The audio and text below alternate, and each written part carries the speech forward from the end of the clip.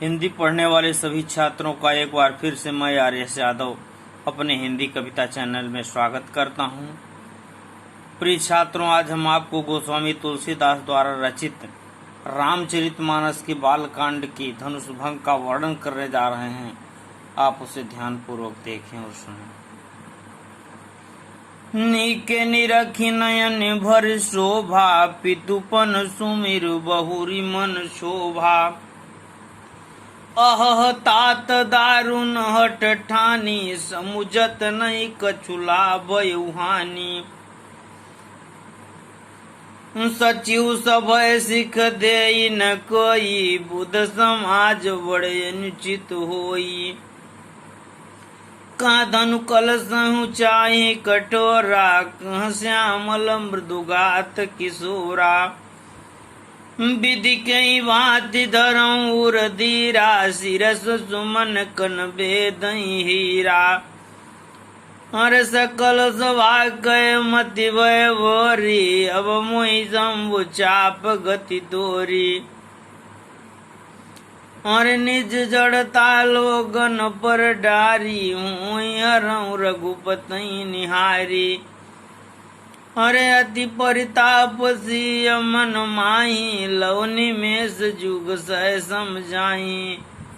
प्रभु चितई पुन चितऊ मही, राजत लोचन लोल खेलत मन सी जमीन जग जुग जन विध मंडल डोल। अब आप शब्दार्थ पर ध्यान दीजिए। नीके का अर्थ है अच्छी तरह, निरख का अर्थ है देख करके, भारी का अर्थ है भर करके, पितु का अर्थ है पिता, पनु का अर्थ है प्रतिज्ञा, सुमिर का अर्थ है स्मरण करके, क्षोभा क्षोभा का अर्थ है क्षुब्ध अर्थात दुखी।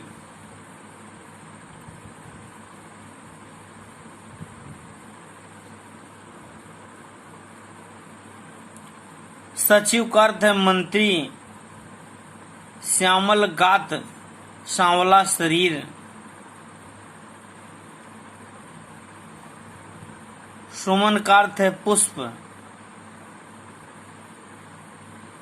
जड़ता का अर्थ है भारीपन, रघुपति का अर्थ है श्री रामचंद्र जी, सिय का अर्थ है सीता जी, लव निमेष का अर्थ है क्षण भर के लिए। अब आप संदर्भ पर ध्यान दीजिए। प्रस्तुत चौपाई हिंदी साहित्य गगन के उदंत मार्ग तट कवि कुलगुरु सरोवर के नीलोत्पल महाकवि गोस्वामी तुलसीदास द्वारा रचित रामचरितमानस के बालकांड की धनुष भंग का से लिया गया है, जिसके रचयिता गोस्वामी तुलसीदास जी। अब आप प्रसंग रूप में ध्यान दीजिए। प्रस्तुत पद में सीता जी के मन में संदेह है कि इतने कोमल शरीर वाले राम ने शिव धनुष को कैसे तोड़ेंगे, इसीलिए उन्हें अपने पिता द्वारा किए गए कठोर प्रण पर क्रोध आ रहा है। इसी मनोदशा का वर्णन गोस्वामी तुलसीदास ने इन पंक्तियों में किया है। अब आप व्याख्या पर ध्यान दीजिए। नीके निरखी नयन भरी शोभा। गोस्वामी तुलसीदास जी लिखते हैं कि माता सीता जी जब अपनी इच्छा अनुसार प्रभु श्री राम की तरफ देखती हैं तो उनका हृदय दुखित हो उठता है। पितुपन सुमिर बहुर मन शोभा। और जब वे अपने पिता राजा जनक की प्रतिज्ञा को याद करती हैं तो उनका मन बहुत दुखित हो जाता है। अह तात दारुण हट्ठानी, समुचत नहीं कछु लाभ न हानि। और कहती हैं कि मेरे पिता ने इतनी कठिन प्रतिज्ञा कर लिया है और समुझत नहीं कछु लाभ न हानि। उन्होंने लाभ और हानि के विषय में तनिक भी विचार नहीं किया। सचिव सभय सिख दे न कोई, बुद्ध समाज बड़ा वंचित हुई। गोस्वामी तुलसीदास जी लिखते हैं कि सीता माता जी कह रही थी कि राजा जनक का कोई मंत्री भी उन्हें सलाह देने वाला नहीं है, कि उन्हें इतनी कठिन प्रतिज्ञा नहीं करनी चाहिए। बुद्ध समाज बड़ा वंचित हुई। बुद्धिमानों के समाज में ये बड़ा अनैतिक कार्य हो रहा है। कह धनु कलसई चाहि कठोरा, कह श्यामल मृदुगात किशोरा। कहाँ भगवान शिव का कठोर धनुष, कहाँ श्री रामचंद्र जी की कोमल और सांवली शरीर तथा किशोरावस्था है। विदिकई भांति धरो उर्धीरा, सिरस सुमन कतवे दहीरा। माता सीता जी कह रही हैं, उसी का वर्णन गोस्वामी तुलसीदास ने किया है। कहती हैं कि विदिकई भांति धरो उर्धीरा, हे विधाता मैं किस प्रकार से अपने हृदय में धैर्य धारण करूं। सिरस सुमन कतवे दहीरा, कहीं सिरस के पुष्प से हीरे को बेधा जा सकता है, अर्थात हीरे को नष्ट नहीं किया जा सकता। सकल सभा के मति भय भोरी, अब मोह शंभु चाप कतूरी। माता सीता जी कह रही सभा में बैठे हुए सभी लोगों की मति मार उठी है, इसलिए हे शिव धनुष अब तुमसे ही मेरी प्रार्थना है कि निज जड़ता लोगन पर डारी, तुम अपने भारीपन को बैठे हुए स्वयंवर में बैठे हुए सभी राजाओं के ऊपर डाल दो। हरहु रघुपति निहारी, और श्री रामचंद्र जी के देखने पर तुम हल्के हो जाओ। अति परिताप से मन माही, लौने में जुग सह समझाई। ऐसा पश्चाताप सीता जी अपने मन में कर रही थी, और लव निमेष अर्थात एक एक क्षण का समय, एक एक क्षण का समय उस सीता जी के लिए युग के समान व्यतीत हो रहा था।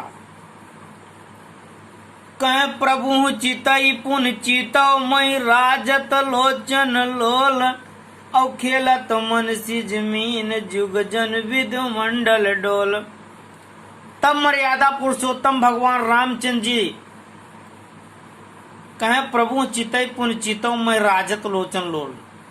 प्रभु श्री रामचंद्र जी ने सीता की तरफ देखने के तुरंत पश्चात धरती की तरफ तो देखा।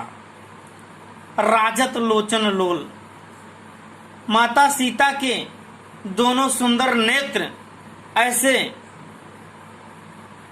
चंचल दिखाई पड़े कि खेलत मनसिज मीन जुग जनविद मंडल डोल।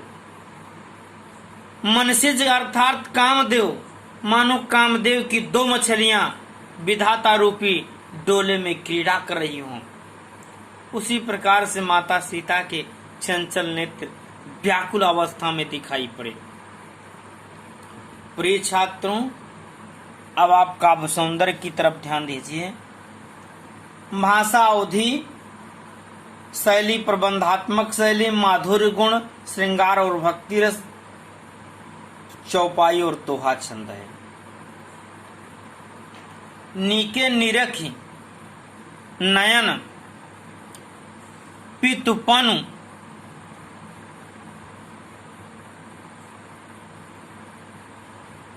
अहह तात हठ ठानी। और सचिव सभय सिख में क्रमशः न पठ और सवर्ण की पुनरावृत्ति होने के कारण अनुप्रास अलंकार है। मेरे प्रिय छात्रों, आप हमारे वीडियो को लाइक करें, शेयर करें, सब्सक्राइब करें और अन्य वीडियो को प्राप्त करने के लिए हमारे चैनल के बेल आइकन को प्रेस करें। धन्यवाद।